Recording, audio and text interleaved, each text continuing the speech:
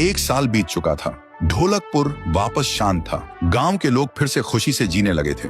हर पूर्णिमा को लोग एक दिया जलाकर ठुन ठुन ठुन साहुर को याद करते थे। पर एक रात कुछ ऐसा हुआ जो फिर से सब कुछ बदल के रख दिया। लाशें फिर से मिलने लगी। हर 2 दिन बाद किसी न किसी के घर के सामने एक कटी हुई लाश पड़ी होती। गांव फिर से कांप उठा। एक दिन सब लोग महाराज के पास पहुंचते हैं और रो रो कर गांव की घटनाओं के बारे में बताते हैं। रात को महाराज 2 सेनापतियों से कहते हैं, जाओ और खोजो इस कांड के पीछे कौन है। लेकिन सुबह सिर्फ उनकी लाशें लौट कर आईं। एक का सिर था ही नहीं, दूसरे के पैर कट चुके थे।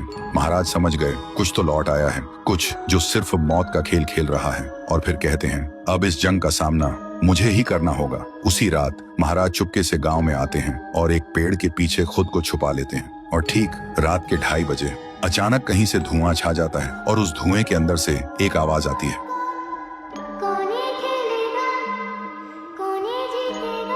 और फिर धुएं के बीच से निकलती है एक गुड़िया, गोल आंखें, एक बेजान सी मुस्कान, लेकिन चेहरा मौत का पैगाम। वो गुड़िया एक घर के गेट तक जाती है और बच्चों जैसा एक गाना गाने लगती है। उसके गाने की आवाज सुनकर एक आदमी बाहर आता है और अगले ही पल वो गुड़िया उसका सिर चबा जाती है। वो आदमी तड़प तड़प के वहीं जमीन पर गिर जाता है। महाराज सब कुछ देखते हैं, उनकी आंखें भर जाती हैं। उन्हें समझ आ जाता है इसके सामने जाना मतलब खुद का अंत लिखना है। अगली सुबह गांव के लोग इकट्ठा होते हैं। महाराज कहते हैं, ये पिछले भूत से भी ज्यादा डरावनी है।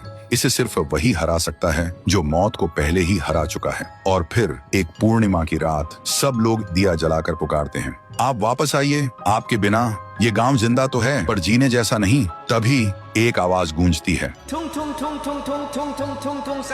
और उसी देह की आग से एक जलता हुआ पेड़ बनने लगता है और उसी पेड़ में से ठुन ठुन ठुन साहुर निकलता है। तभी फिर से वही धुआं छा जाता है और उसके साथ ही एक आवाज।